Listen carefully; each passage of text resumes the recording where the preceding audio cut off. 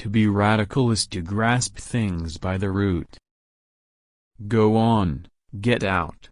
Last words are for fools who haven't said enough. Religion is the sigh of the oppressed creature, the heart of a heartless world and the soul of soulless conditions. It is the opium of the people. The increase in value of the world of things is directly proportional to the decrease in value of the human world. Society does not consist of individuals, but expresses the sum of interrelations, the relations within which these individuals stand. Capitalism, teach a man to fish, but the fish he catches aren't his.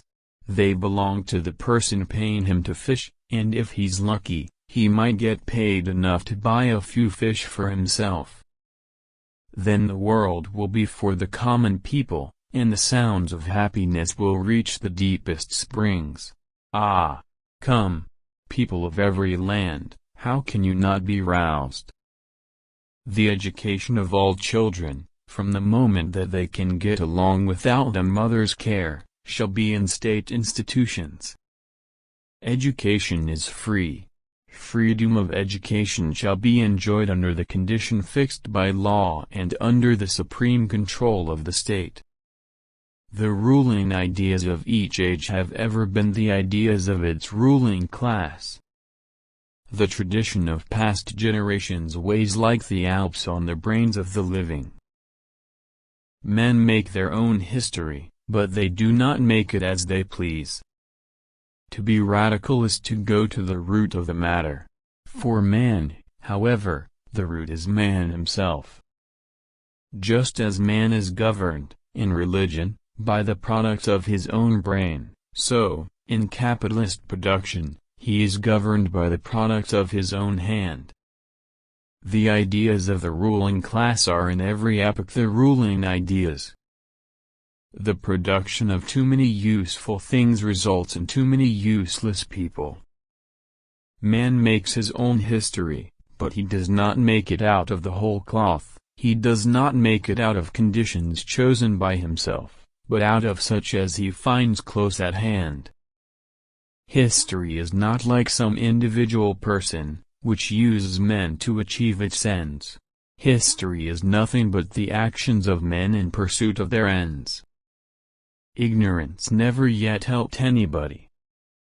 The new era differs from the old chiefly in that the lash begins to imagine itself possessed of genius. Every emancipation is a restoration of the human world and of human relationships to man himself.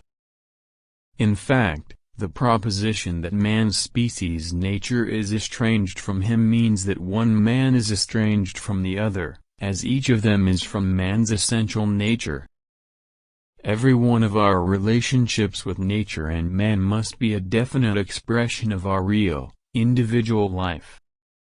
Every one of our relationships with nature and man must be a definite expression of our real, individual life.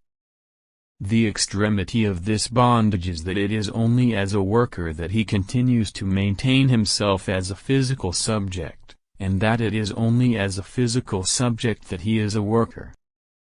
Catch a man a fish, and you can sell it to him. Teach a man to fish, and you ruin a wonderful business opportunity. The human being is in the most literal sense a political animal, not merely a gregarious animal, but an animal which can individuate itself only in the midst of society.